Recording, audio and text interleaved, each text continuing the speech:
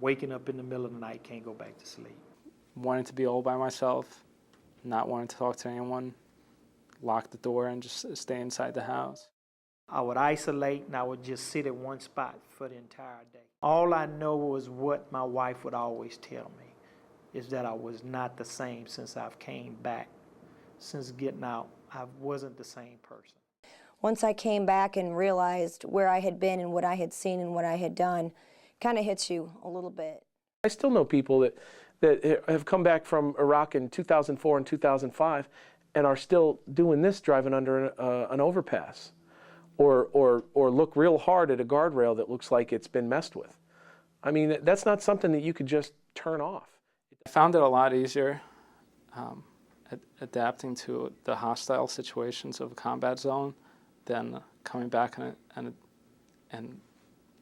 adapting back to the normal, peaceful civilian lifestyle. Like when I first came back, it was kind of weird because like when I would be driving and a traffic light would go out or a light in the road would go out, that would kind of make me nervous because I'm thinking that at any second now something's going to explode.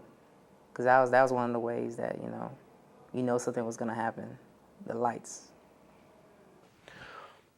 In my experience, the one thing that you gain in a combat environment that I don't think really ever leaves you is that sense of heightened awareness. You are just on all the time. There is never a time where you're really relaxed.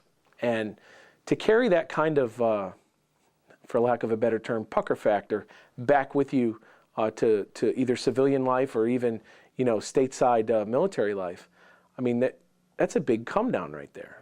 So I had to be able to readjust being with a crowd. When I go into a restaurant, I'm asking for a seat in the very back with my back to the wall and being able to see everybody. Trust is an issue. It's hard, man, because I thought my life was over, because everything that happened. But, it's been 2 years and I'm slowly getting everything back that I used to be. I'm a nice guy. I'm a teddy bear, man. I'm a nice, lovable guy. I've done some mean things to kids over there that I had to do. And I tell people some things I've done. They're like, no, not Dex, man, not you. I did what I had to do to survive.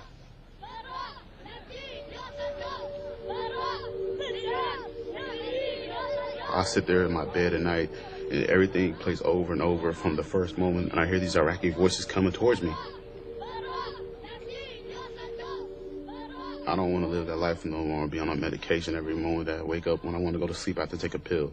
I don't want to live like that. Army and the infantry land, they don't believe in PTSD. They believe that they're just weak-minded people. There's nothing wrong with you. I don't want to, do they think I want to live like this?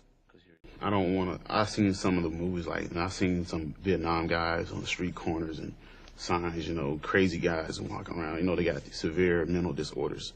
I don't want to be like that. I don't want to be like when my sister has kids. I want to be crazy Uncle Dex that fought in the war. That's ain't got his mind right, bouncing all around and crazy. I don't want that to be me. I don't want this. I don't want this war what happened to control my life. I want to get the control back of my life. I'm not gonna let a bad experience from my past ruin me.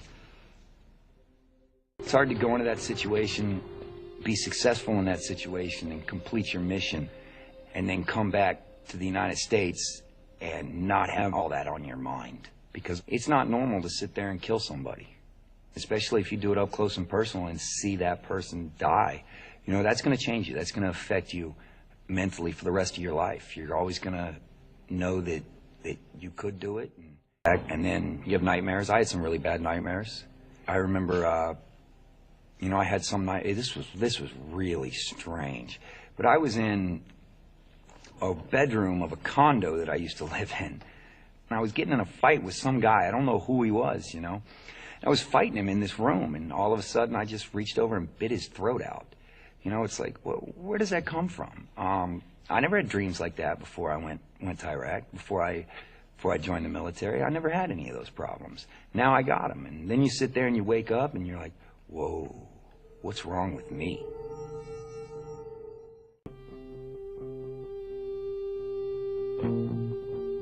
I had invested so much into being a soldier, into defending my country, that it was like the glass that I was on shattered on the floor.